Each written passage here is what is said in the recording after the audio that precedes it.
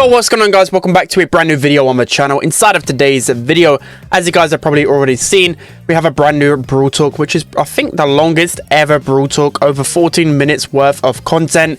It is probably one of the best Brawl Talks to date. So inside of my video, I'm going to be breaking down the 3 new brawlers. Like 3 new brawlers in an update is pretty insane.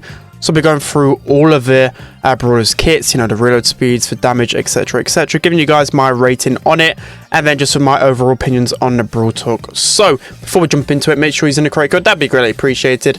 Without further ado, let's hop into it. Okay, so firstly we have the Brawl Pass brawler called Mandy. So Mandy is a brawler which isn't coming into the game for at least about 30 days, I believe. So when this Brawl Pass expires, of course, Mandy will be the brand new brawler there. So she has 4050 HP, which is pretty much like an average, or I'll probably say below average HP. So she's on more so squishier side, but she is a long range sharpshooter, so you can kind of expect that with a brawler like Mandy. She deals 1410 damage, which is exactly the same as Gus. So you can already compare that and say, like, maybe she doesn't deal the most damage because Gus already doesn't really have too much DPS going his way. He gets boosted by other damage things, but just like Mandy doesn't really get boosted that often, from what I can tell from the gameplay anyway. But in terms of range then, so you'll see a side-by-side comparison.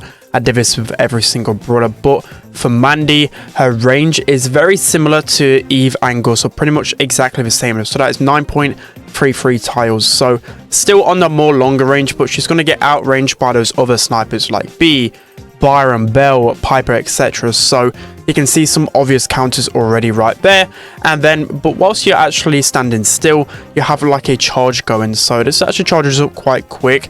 And what it enables you to do, it boosts your range by at least 2 tiles, probably even more, so making you the longest range brawler inside of a game. But of course, you're standing still. But if you're in a really advantageous position, you know, in the mid, you can easily stand still and like stay away from any danger and outrange your opponents. So I feel like this is a pretty OP. And then going into the reload speed, so the reload speed is around 1.6 seconds, so it's on the more slower side, but not entirely too slow for a sniper, because of course you wouldn't want her to have like an over 2-second reload speed like Piper. That would just completely destroy her. So now moving on to her super. So her super looks super OP. Already Paula was hyping it up quite a fair bit. It deals 3750 damage. That is absolutely crazy. That can one-shot so many brawlers. And Paula did say that the range was the entire map. I'm not too sure about this. You'll have to see for at the sneak peeks. You couldn't really tell in the gameplay, but literally the range of the entire map, that is insane. It reminds me of the Daryl roll, but I'm not too sure again whether it can go through obstacles, whether it breaks obstacles, but still that damage is pretty insane. But it also like it has like a delay with it as well, so you can actually dodge it if you know, or you can see your opponent about to charge it up. You do have a little bit of time to escape it. And then in terms of super charge rate for this super, I know that there isn't really any definitive in the gameplay. There isn't any way to tell how quickly it charges, but I would say at least 5 hits. At least 5 hits, because the super deals so much damage, has so much range. It'd have to be around 5 hits, and I believe, you know, after looking at gameplay, it was at least 3 hits or more. Okay, so now moving on to the second brawler of the update, which is actually, in fact, a legendary brawler. It is Chester. So I keep getting mixed up between Jester and Chester. I'll probably say that a bunch of times, but it's a brand new legendary brawler. So he'll be available on the update day as soon as the update does drop, and it'll be available through the Star Road. So I'm not too sure how long it takes to get legendary brawler now, but of course, once I'm able to share that information with you guys, I'll be able to break it down and whatever else. But anyways, moving on to the brawlers. So Chester is a brawler which has a decent amount of HP, 4950. You know, that's a decent amount. You can compare it to brawlers like Lou, for example. He has a decent presence on the lane, or even as a mid, but I feel like he's surely got to be more sort of a lane brawler. But anyways, in terms of his damage and his main attack then, so his main attack damage will stem from either 1080, 2160, or 3240. So basically, if you missed it, his ammo, so with his first ammo, he shoots 1 projectile. With his second ammo, he shoots 2, and then with his third ammo, he shoots 3. So you can kind of compare it with Lola's star power. That's how I'm going to play this brawler, because you really want to have low ammo so you get the most DPS available. You want to have those free projectiles pretty much all the time. Of course, it's going to increase your chances of getting a lot more damage. So in terms of his range, so his range is very comparable to Griff, as you can see on the screen. So about 8.33 tiles, which is still pretty long, especially for a brawler that probably has a lot of width to his attack as well, as long as you keep your ammo low.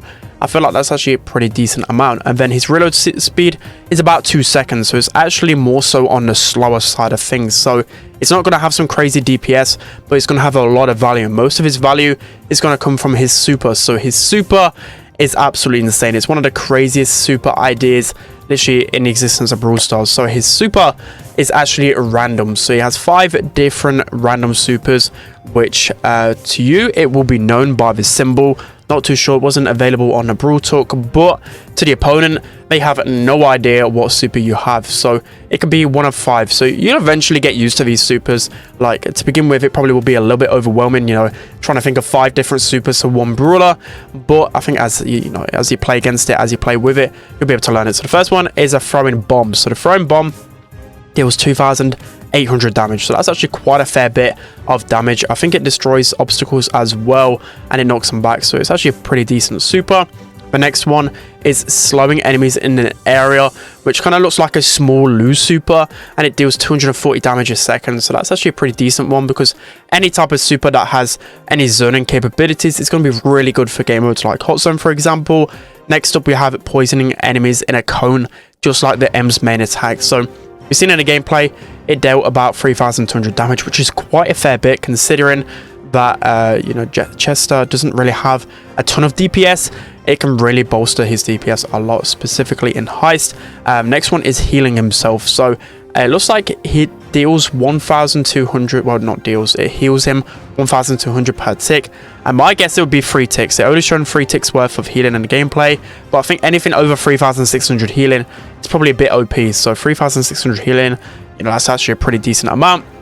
And then the last one is a direct stun attack for 2,400 damage. So that actually looks pretty decent. We didn't actually see the stun come into play in the gameplay. It just killed the brawler straight outright, but any stun effects will be pretty cool. So in terms of supercharge rate, we actually didn't get to see fully what his supercharge rate was, but we know for sure it is at least 4 hits, because in the gameplay it's shown a Brock being killed. Of course, it takes 4 hits to kill a Brock as Chester, so we know it at least takes 5 hits to get his super, which I'd say is pretty fair, because there's a lot of really strong supers within his mechanics. So overall, I'd say that Chester has to be like an 8 or 9 out of 10 brawler. He looks really strong. And lastly, when it comes down to all the brand new brawlers with the update, we have Gray. So Gray is a brawler which is unlockable through a quest. We're not too sure what the quest is going to be when the update drops, but presume it should be more so of a lengthy one, just because I feel like if everyone was to unlock Gray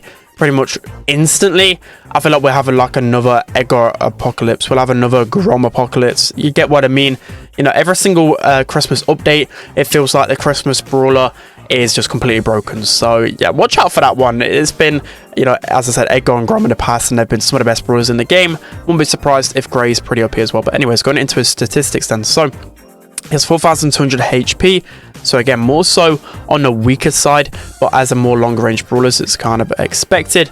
His damage is 1,590, which is actually pretty decent. You know, he can actually get quite a lot of damage onto an opponent in 3 quick attacks. His range is basically the same as Cole, as you can see by the comparison, 9 tiles, which is pretty okay.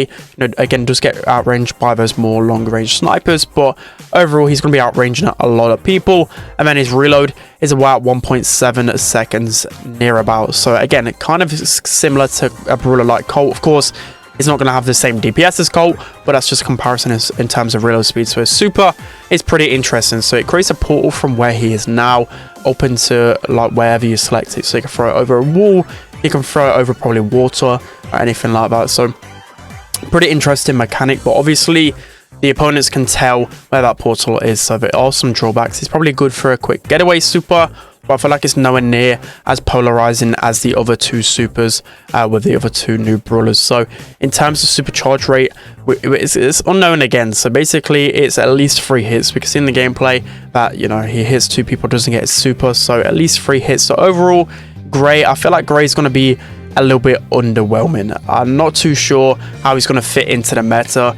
All I know, he's not going to completely break the game like Egg on Grom. I could be completely wrong, but I feel like he's more on the balance side. Alright guys, it's going to be it for today's video. Hope you enjoyed this one. So try to break down the brawlers as much as possible within the Brawl Talk. Also, I did, of course, try and look for some balance changes, but this time around, there was no changes. So, of course, there's going to be some balance changes dropping on the update, so I'll let you guys know what they are. But in terms of Brawl Talk, there was no, like, secret ones, which we normally unravel. But anyways, in terms of the brawlers, then, let me know what your ranking of them would be, from, of course, the most OP to the weakest. So, in terms of my ranking, I think that Chester's going to be the best one, and then Mandy, and then Gray. Gray doesn't look too strong. I could be completely wrong on this one. We'll see by the sneak peeks, but yeah, that's just my first thought on things. I think Chester's going to be incredibly strong with the ability to have 5 supers. You know, also, if you keep your first ammo, 3,240 damage up close, I feel like it could be a shredding machine. So yeah, that's going to be it for today's video, guys. Hope you enjoyed it.